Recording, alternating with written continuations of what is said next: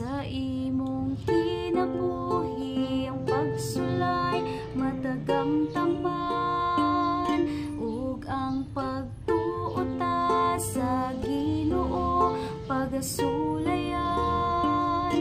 Igsuon ko ayaw ug kabala ka kay mo balik siya ug kita luwason niya ang mga pagsulay nga miabot sa kinabuhi mo.